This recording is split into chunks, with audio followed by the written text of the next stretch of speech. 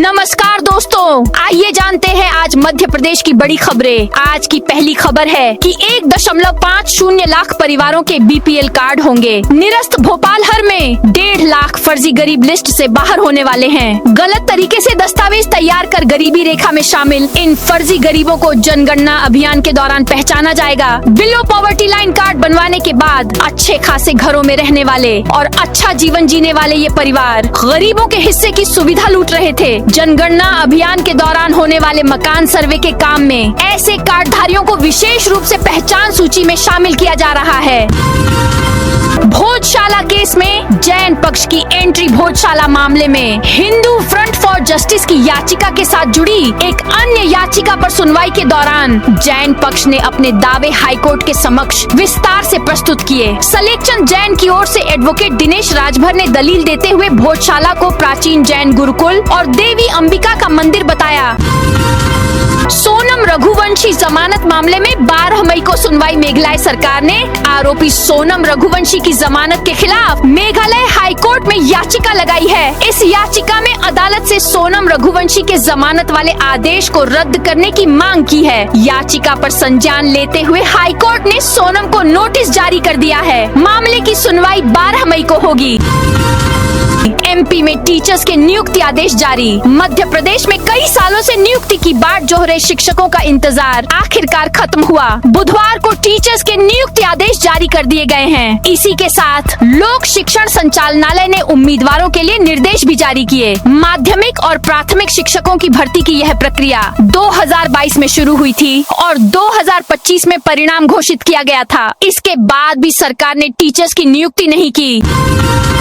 64 किसानों को वापस मिलेंगे 1 करोड़। छिंदवाड़ा जिले के चौरई के 64 किसानों को करीब 1 करोड़ रुपए वापस मिलेंगे। चौरई के एक व्यापारी ने किसानों से अनाज खरीदकर पैसे नहीं दिए थे। मामला हाईकोर्ट पहुंचा था। इस मामले में हाईकोर्ट ने किसानों को पैसे वापस दिलाने का आदेश दिया था। इसके बाद अब सीएम के निर्देश पर किसानों को यह राशि दिलाई जाएगी।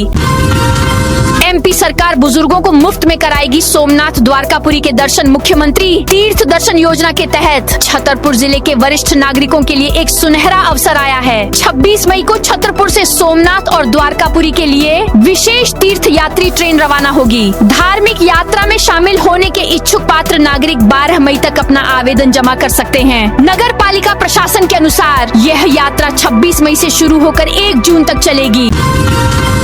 अनुकंपा नियुक्ति में बेटे को नौकरी में प्राथमिकता। अनुकंपा नियुक्ति को लेकर हाईकोर्ट ने अहम फैसला सुनाया है। जस्टिस जय कुमार पिल्ले की एकल पीठ ने कहा कि अनुकंपा नियुक्ति संपत्ति का अधिकार नहीं बल्कि संकटग्रस्त परिवार को तात्कालिक राहत देने की योजना है। कोर्ट ने पिता की नौकरी पर दावा करने वाली बेटी की याचिका खारिज कर दी। रतलाम जिला अस्पताल में पदस्थ ड्राइवर रमेशवान गोस्वामी का 22 जून 2020 को सेवा के दौरान निधन हो गया था। एमपी मदरसा बोर्ड 10वीं और 12वीं एग्जाम के ऑनलाइन आवेदन की प्रोसेस शुरू। मध्य प्रदेश मदरसा बोर्ड ने हाई स्कूल और हायर सेकेंडरी उर्दू माध्यम परीक्षा के लिए ऑनलाइन आवेदन की तिथियों का शैक्षणिक कैलेंडर जारी कर दिया है। विद्यार्थी स्वयं या अपने अध्ययन केंद्र के माध्यम से परीक्षा आवेदन पत्र ऑनलाइन भर सकते हैं। बोर्ड के अनुसार जो विद्यार्थी स्वयं ऑनलाइन आवेदन करेंगे उन्हें अपने जिले के जिला शिक्षा अधिकारी या मदरसा प्रभारी से आवेदन पत्र का सत्यापन कराकर निर्धारित समय सीमा में मध्य प्रदेश मदरसा बोर्ड भोपाल स्थित दफ्तर को भेजना होगा। 15 मई के बाद कभी भी आ सकती है टीम स्वच्छता सर्वेक्षण की टीम। 15 मई के बाद कभी भी निरीक्षण के लिए पहुंच सकती है। टीम पहली बार शहर के सभी 85 वार्डों में जाकर व्यवस्थाओं का जायजा लेगी। इस बार रेसिडेंशियल क्षेत्रों के साथ साथ टूरिस्ट स्पॉट भी देखेंगे। ट्रांसपोर्ट हब को भी सर्वे में शामिल किया है, जिसमें बस स्टैंड, रेलवे स्टेशन और एयरपोर्ट जैसी जगहों की सफाई और व्यवस्थाओं का मूल्यांकन किया जाएगा। 2027 अंत तक सभी काम पूरे करने का दावा। सिंहस्थ 2028 के लिए उज्जैन में तैयारियां जारी हैं, पर सिंहस्थ की दृष्टि से इंदौर को सर्वाधिक load logistic, air rail inflow, hotel stay, medical backup और ट्रैफिक डाइवर्शन के बड़े सपोर्टिंग शहर के रूप में देखा जा रहा है। इंदौर उज्जैन कॉरिडोर पर विशेष प्लानिंग चल रही है। इंदौर उज्जैन 6 लेन का काम 50% पूरा हो चुका है। वहीं इंदौर उज्जैन ग्रीनफील्ड कॉरिडोर का काम भी जल्द शुरू होने वाला है। कान्हा में बाघिन और शावकों की मौत का खुलासा। मध्य प्रदेश के कान्हा टाइगर रिजर्व में अप्रैल माह में बाघिन की 144 और उसके 4 शावकों की 9 दिनों के अंतराल में हुई मौत के मामले में उनके कैनाइन डिस्टेम्पर वायरस से संक्रमित होने की पुष्टि हुई है। शावकों समेत बाघिन के शवों के पोस्टमार्टम में फेफड़ा संक्रमित पाया गया था। इसके बाद नमूना जांच के लिए भेजा गया था। रिपोर्ट आने के बाद से वन प्रबंधन व सरकार अलर्ट मोड पर है। भोपाल एम्स के सामने बिल्डिंग का अवैध हिस्सा तोड़ा। भोपाल एम्स के सामने 3 मंजिला बिल्डिंग का बुधवार को अवैध हिस्सा तोड़ दिया गया। करीब 35 साल पुरानी इस बिल्डिंग में अतिरिक्त निर्माण हो रहा था। 27 मार्च को छज्जा गिरने से 8 लोग घायल हो गए थे। नोटिस देने के बाद नगर निगम ने बुधवार को यह कार्रवाई की। मध्य प्रदेश पुलिस में पहली बार लागू होगी प्रशिक्षण नीति। साइबर अपराध, संगठित अपराध, देश विरोधी गतिविधियों जैसी अपेक्षाकृत नई चुनौतियों से निपटने के लिए प्रदेश पुलिस अब और दक्ष होगी। पहली बार प्रदेश पुलिस में प्रशिक्षण नीति लागू होने जा रही है। इसे डीजीपी कैलाश मकवाना ने स्वीकृति दे दी है। इसी माह से नियुक्त होने जा रहे पुलिस आरक्षकों के नए बैच से इसे लागू करने की तैयारी है। नीति में राष्ट्रीय सुरक्षा एजेंसियों और अर्धसैनिक बलों के प्रशिक्षण से भी कुछ सामग्री ली गई है। उज्जैन कुंभ के लिए देश भर से चलेंगी 7,800 ट्रेनें। सिंहस्थ महाकुंभ की तैयारियों का जायजा लेने पश्चिम रेलवे के महाप्रबंधक GM रामाश्रय पांडे बुधवार को उज्जैन पहुंचे। 1 दिवसीय दौरे पर उन्होंने सिंहस्थ से जुड़े कार्यों की समीक्षा की। पांडे ने उज्जैन के आसपास तैयार हो रहे 10 रेलवे स्टेशनों का निरीक्षण किया। जनगणना सर्वे में लापरवाही पर शिक्षक की वेतन वृद्धि रोकी। अनूपपुर जिले में बुधवार को कलेक्टर हर्षल पंचौली ने आगामी जनगणना 2027 के पहले चरण के सर्वे कार्य का निरीक्षण किया। उन्होंने नवाटोला और बेलियापड़ी गांवों में घर घर जाकर चल रहे मकान सूचीकरण और गणना कार्य की जांच की।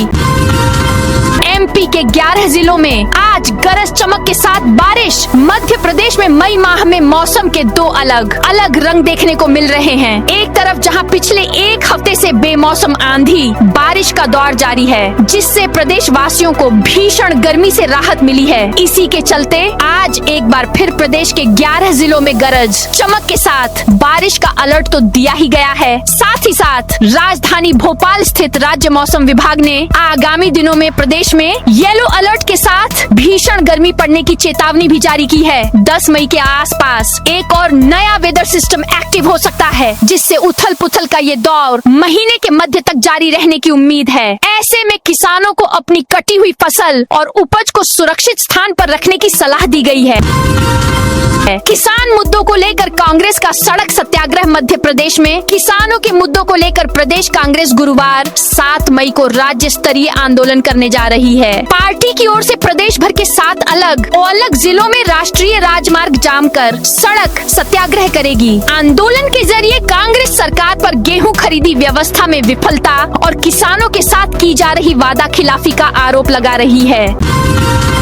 MP में बड़ा प्रशासनिक फेरबदल। मध्य प्रदेश सरकार ने प्रशासनिक स्तर पर बड़ा फेरबदल किया है। राजधानी भोपाल में स्थित शासन के सामान्य प्रशासन विभाग ने बुधवार को वरिष्ठ IAS अधिकारियों के तबादले और नवीन पदस्थापना के आदेश जारी किए हैं। ये फेरबदल उच्च प्रशासनिक स्तर पर माना जा रहा है। जारी आदेश के तहत 2 वरिष्ठ अधिकारियों के दायित्वों में बदलाव किया गया है। वहीं एक अधिकारी को अतिरिक्त प्रभार सौंपा गया है।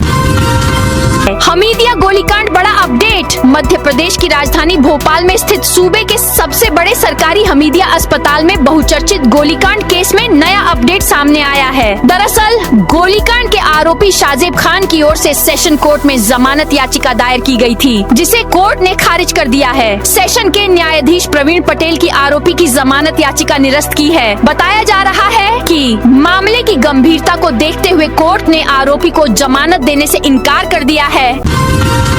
भोपाल में टूटेंगे सैकड़ों मकान दुकान, बनेंगे नए बहुमंजिला टावर। राजधानी भोपाल में 5 नंबर स्थित Ravishankar Shukla market RSS market के रीडेवलपमेंट का रास्ता साफ हो गया है। 50 साल पुराने इस मार्केट को हाउसिंग बोर्ड 650 करोड़ रुपए की लागत से रीडेवलपमेंट करने जा रहा है। इसका टेंडर भी फाइनल हो गया है। यहाँ पुराने मकान और दुकान तोड़ 75 मीटर ऊंचाई के 4 नए बहुमंजिला टावर बनेंगे। 50 साल पुराने जर्जर हो चुके मकानों और दुकानों की जगह हाउसिंग बोर्ड रहवासियों को नए घर और दुकान बनाकर देगा। नए मकान और दुकान पहले से 20% ज्यादा बड़े होंगे। हाउसिंग बोर्ड नए दुकान मकान फ्री में बनाकर देगा।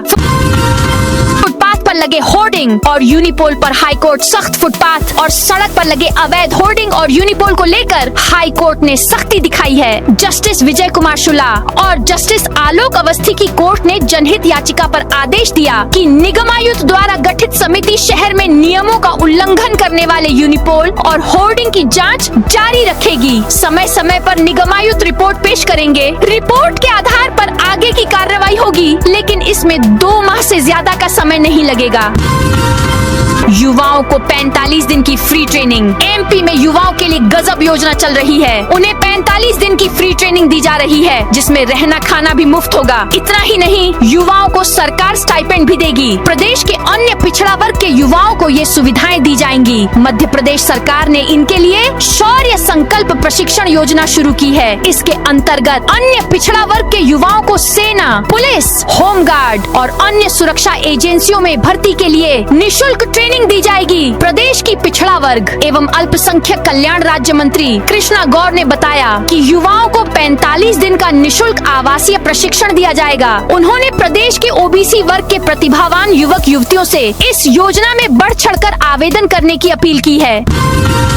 इंदौर हरदा ग्रीनफील्ड हाईवे 90% पूरा मध्य प्रदेश के इंदौर शहर के लिए महत्वपूर्ण ग्रीनफील्ड इंदौर हरदा हाईवे का काम तेजी से चल रहा है। इंदौर खंडवा के पहले यह हाईवे तैयार हो जाएगा। इसका करीब 90% काम हो गया है। इंदौर हरदा रोड काम नवंबर 2022 से शुरू किया गया था। हालांकि NHAI प्रोजेक्ट की तय निर्माण अवधि 2 बार बढ़ा चुका है। MR10 जंक्शन पर NHAI 3 लेयर ब्रिज बना रहा है। इसी के आगे हरदा तक नया ग्रीनफील्ड हाईवे बन रहा है। यहाँ जंगल खेतों से सड़क निकाली जा रही है। यह सड़क हरदा से नागपुर को सीधे इंदौर से जोड़ेगी।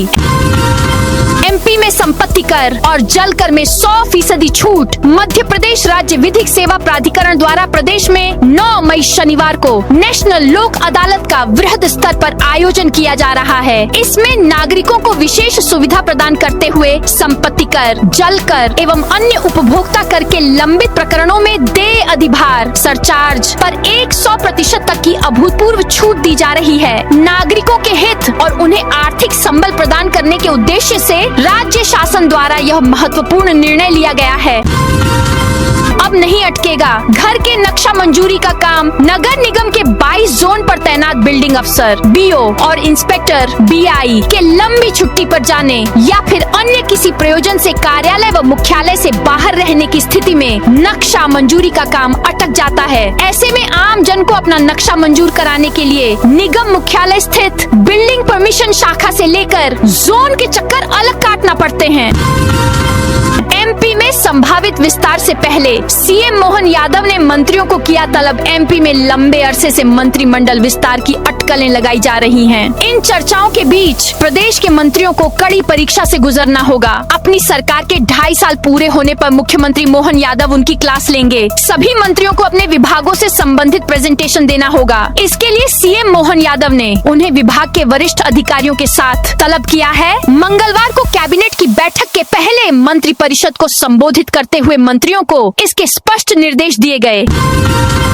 एमपी में 2024 करोड़ की सड़क परियोजनाएं। मध्य प्रदेश में प्रधानमंत्री ग्राम सड़क योजना चतुर्थ बैच और PM जनमन योजना के तहत 2024 करोड़ रुपए की लागत से नई सड़कें बनाई जाएंगी। 10 मई को सीहोर जिले के भैरुंदा से मुख्यमंत्री डॉक्टर मोहन यादव और केंद्रीय कृषि मंत्री शिवराज सिंह चौहान इन परियोजनाओं का शुभारंभ करेंगे। इसके तहत प्रदेश भर में कुल 1131 नई सड़कों का निर्माण होगा, जिससे ग्रामीण क्षेत्रों में कनेक्टिविटी बेहतर होगी।